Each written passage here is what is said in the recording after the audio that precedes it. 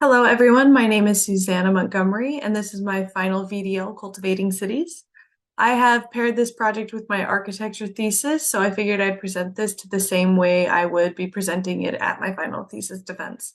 So my partner, Olivia Flourish, and I have been exploring if there's ways to leverage different growing technologies in Phoenix that require less water and make use of much of the underutilized infrastructure that exists here. Now, as someone who lives here in Phoenix, water conservation is incredibly important to me. Arizona has been in a drought for nearly 20 years, and we've just declared our first ever Tier 1 water shortage. And we live in a desert, but we don't treat water like the precious resource that it is. During our initial research, we discovered that 70% of Arizona's water goes to agriculture. And that water isn't even used efficiently in conventional farming methods. Yet agriculture is actually a huge part of our economy. 70% of our produce is actually shipped out of state. Plus, we import a lot. But Arizona and Phoenix in particular is riddled with food deserts where people don't have access to fresh produce and healthy foods. There's quite a few discrepancies in the system. So we kind of asked ourselves, is there a way to bring this fresh food into underserved areas while decreasing water use? Um, we asked ourselves kind of how could we do this? We were researching other methods of farming, and then we decided we had to figure out where this was going to happen. So Phoenix has a lot of singular function infrastructures that are incredibly underutilized. So we really saw this as an opportunity. Compared to conventional farming methods, hydroponic farming uses 80% less water, and aeroponic farming uses 95% less water, which both have huge saving potentials. We identified three liminal spaces that we could leverage here in the Phoenix area. We took each the canals, the trash alleys, and the parking lots, and then we did an in-depth life principles review to get a full picture of the existing challenges and understand where we could improve them. We designed three modes of production: canal cultivation, alley agriculture, and decentralized hubs to be able to service all these other components.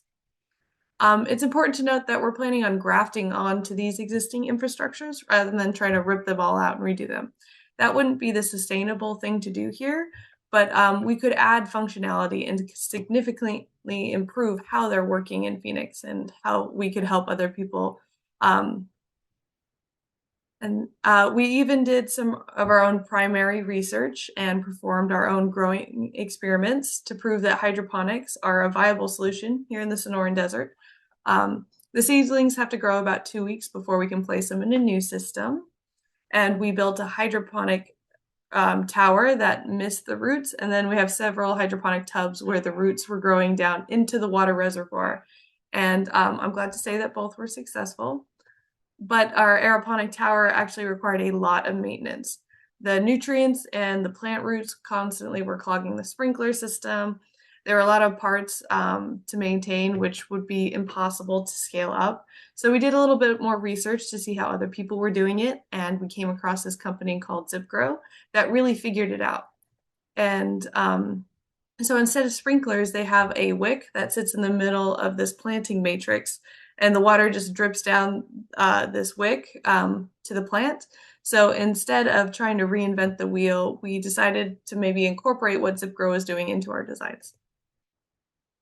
Phoenix has all of these trash alleys that run through all of these neighborhoods, and they have a lot of negative characteristics and are maybe used once a week for a trash truck to kind of come through and remove that trash. Outside of that, it's just they're not really used. So there's a lot of potential for them to become something really great. We crunched the numbers, and we have about 29,000 acres of farmable south-facing vertical surfaces that we could potentially grow on in these alleyways. We designed this wall system to house the ZipGrow system. What we designed provided structural support and the required amount of shading for optimal plant growth here in Phoenix. We were constantly checking in with the life's principles throughout all of our iterations to improve the design, and we did a final LP analysis to understand what our impact was on the alleys, and we're happy with what we were able to accomplish in this semester. Since the water still needs to be replaced every 2 to 3 weeks, we created a reservoir at the top so that the neighbors on behind these walls could use the nutrient-rich water to water their own personal gardens and landscaping, instead of us just tossing that water. The canals also have a lot of potential to be something beautiful, but they're currently just these large concrete barriers. And being exposed to Arizona's high temperatures, there's a lot of water that's lost to evaporation. And we crunched the numbers here as well, and there's nearly 1,000 acres of farmable canal surface that we can use. We designed 3 different versions of these panels, and they each have a different level of integration and impact on the canal. We have a separated version where the plants and water nutrient mixture are completely separated from the canal. They just act as a shading device. But we also designed more integrated versions where the plant roots actually grow into the canal water and use the existing nutrients in the canal and filtering it as well. So we could have an even greater impact depending on which iteration that we use. We designed these pontoon bridges that have a harvesting platform on the bottom and a higher public bridge at the top to become a public amenity to connect the separated communities. And again, we had the life's principles constantly checking in with those, and they proved to be an excellent guide for some good, sustainable, and high impact design. So Phoenix was developed to the scale of the cars, and so the city's just full of empty parking lots. Optimistically, they are at most used 50% of the day, but most of the time they're sitting idle and empty. They contribute to the urban heat island effects, and from a design standpoint, they're not very aesthetically pleasing. And for this project, we still have a lot of functions that we need. So leveraging these parking lots as a building site for our supporting programs seemed like a really good idea. We designed these buildings to sit perfectly above the standard parking lot sizes, and we built them modularly. The structure is modular, so it fits over these parking lots and can house all of our necessary programs, such as seed germination, storage, and distribution. And they all fit within each module. And depending on the size of the parking lot and the necessary support that these hubs have to facilitate for the other elements of the system, this building can add modules and programs to do that. Here's an example of how these modules can come together, and they follow through the building and how we can flow through the building and work it in terms of how things are being grown and how they can be sent out to the alleys and the canals, and when they can come back for harvesting and distribution. Here's a slightly more detailed plan of how that could all work.